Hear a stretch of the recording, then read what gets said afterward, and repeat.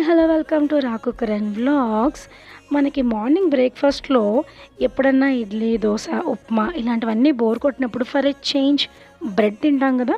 Bread with jam అయితే wow, ఇక 90s kids అయితే నాస్టలాజియా అనే చెప్పాలి.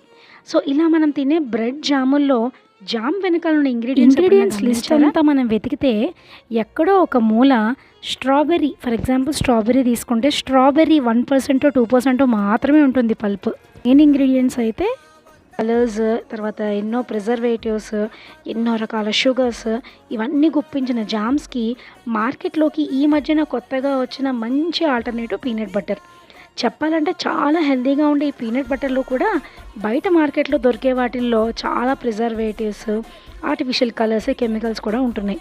సో ఈరోజు నేను మీకు ఒక మంచి చాక్లెట్ పీనట్ బటర్, అది కూడా ఎటువంటి ఆర్టిఫిషియల్ కలర్స్ ప్రిజర్వేటివ్స్ లేకుండా చెప్తున్నాను.